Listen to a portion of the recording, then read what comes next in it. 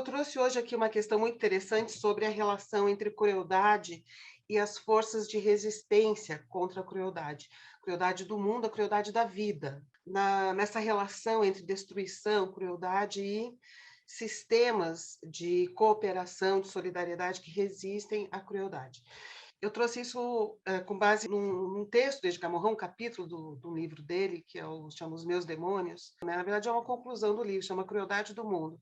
E ele coloca isso de uma maneira tão bonita na escrita que eu vou ler para vocês o texto para vocês terem o prazer de desfrutar da forma como ele escreveu, que eu achei que ficou muito lindo.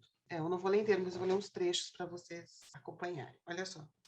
Nascida sobre um minúsculo planeta no seio de uma violência extrema de tempestades, erupções e tremores de terra, a vida, fruto de associações entre miríades de macromoléculas, luta cruelmente contra a crueldade do mundo e resiste com crueldade à crueldade da vida. Todo ser vivo mata e come o ser vivo. Os próprios vegetais alimentam-se de sais minerais provenientes de resíduos cadavéricos. Todos os ciclos ecológicos da vida são, ao mesmo tempo, ciclos de morte. Os ciclos de morte são, ao mesmo tempo, ciclos de solidariedade. E os ciclos de solidariedade são, ao mesmo tempo, ciclos de destruição.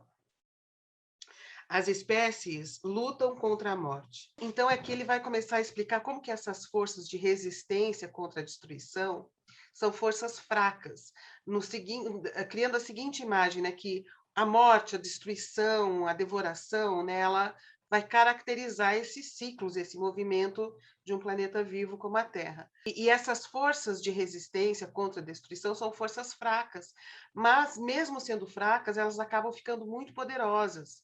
E ele vai dizer assim, olha que bonito.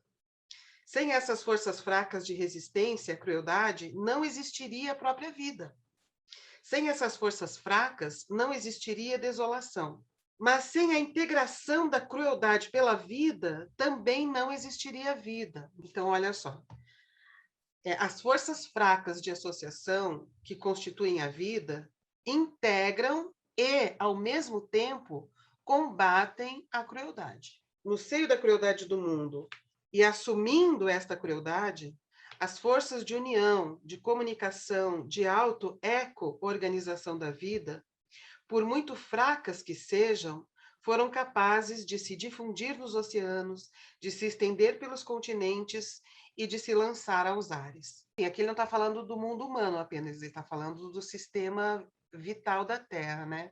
Então existe todo esse movimento de destruição, né, dos próprios movimentos geológicos, né, o vulcão, a tempestade, a seca, a chuvarada, as erupções, etc., o maremoto e tal. Existe a vida nascendo, né, de associações, né, de resistência e de permanência, lutando contra a crueldade. E para resistir à crueldade, elas precisam também, de alguma forma, assimilar essa crueldade no sistema de alimentação, né, de devoração da vida com relação à vida para manter a sobrevivência, né? Aí ele fala: a crueldade é constitutiva do universo. É o preço a pagar pela grande solidariedade da biosfera. É ineliminável da vida humana.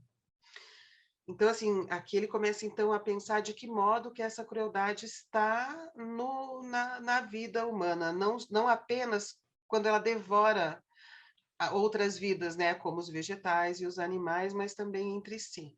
Nascemos na crueldade do mundo e da vida. Aqui acrescentamos a crueldade do ser humano e a crueldade da sociedade humana. A crueldade entre os homens, indivíduos, grupos, etnias, religiões e raças é aterradora.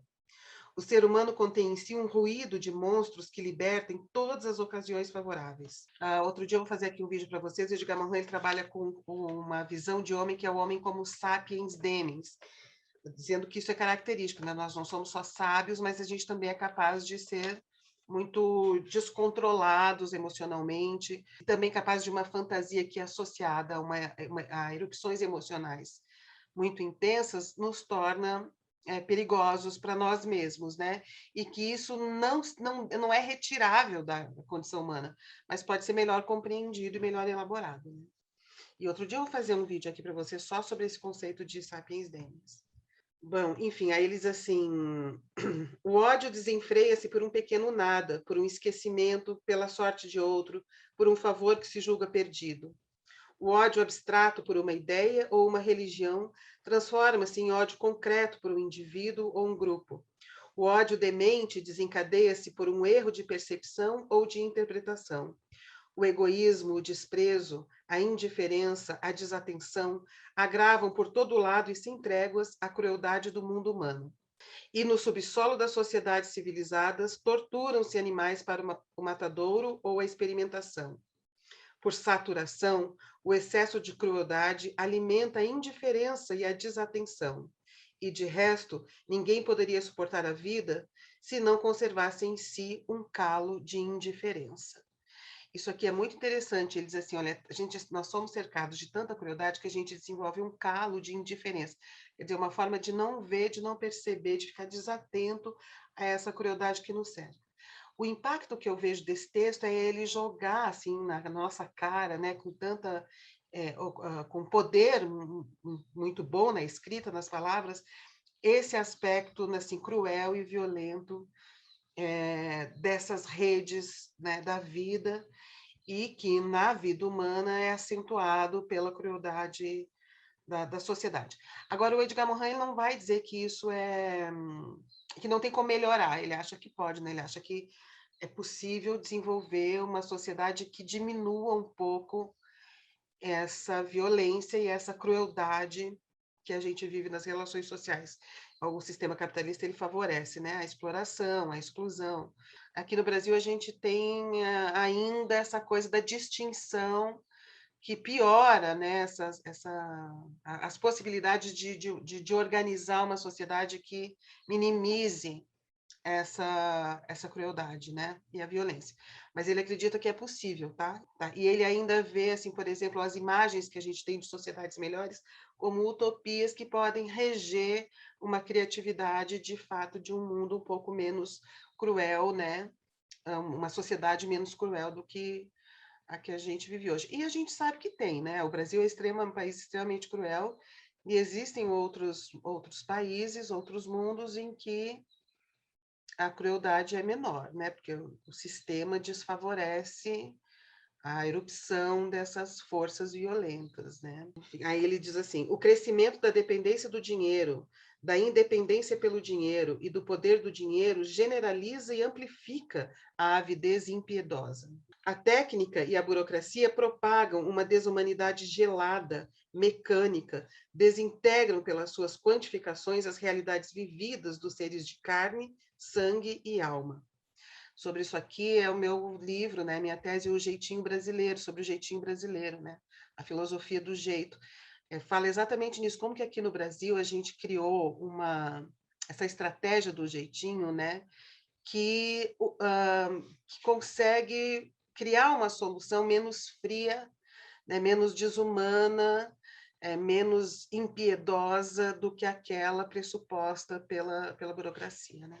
Aí ele diz assim: a especialização e a compartimentação destroem o sentido da responsabilidade. Assim cresce a crueldade pela indiferença, a desatenção e a cegueira, né? Aí ele diz: as únicas resistências residem nas forças de cooperação, de comunicação, de compreensão, de amizade, de comunidade, de amor, na condição de serem acompanhadas pela perspicácia e pela inteligência, cuja ausência se arrisca a favorecer as forças da crueldade. Então, olha só, todas essas qualidades de cooperação que ele está citando aqui, né? Compreensão, comunicação, amizade, comunidade, amor, tem que ter perspicácia, né? E inteligência, porque senão elas também não conseguem lidar com as forças de crueldade e de destruição. Aí ele fala, então essas forças de amor, de comunicação, de comunidade, né, são sempre mais fracas, mas é graças a elas que existem sociedades onde é possível viver. Famílias que amam, amizades, amores, dedicações, caridade, compaixão, impulsos do coração e que, por entre solavancos e desordens, o mundo avança sem submergir total ou permanentemente na barbárie. Aí ele fala, são essas forças fracas que nos permitem acreditar na vida. E é a vida que nos permite acreditar nessas forças fracas. Sem elas, apenas existiria o horror da coerção pura, da destruição em massa, da desintegração generalizada. A pior crueldade do mundo e o melhor da bondade do mundo estão no homem. Devemos tomar consciência correlativamente da perdição terrestre e da crueldade do mundo, porque senão fica aquela coisa boazinha, ingênua, trouxa, né? Então, assim, acordar para essas forças de destruição, para que as forças de cooperação também se intensifiquem.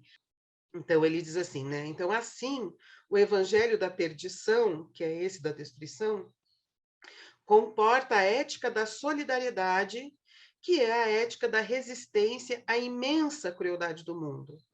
A linha da resistência estende-se justamente no limiar do horror. É o que pode fazer uma brecha na indiferença para sorrir o sorriso, para consolar o choro, sorrir, rir, gracejar, brincar, acariciar, abraçar, é também resistir. Então, resistir a quê? Resistir, em primeiro lugar, a nós mesmos, a nossa indiferença e a nossa desatenção, ao nosso enfado e ao nosso desencorajamento, às nossas pulsões vis e obsessões mesquinhas.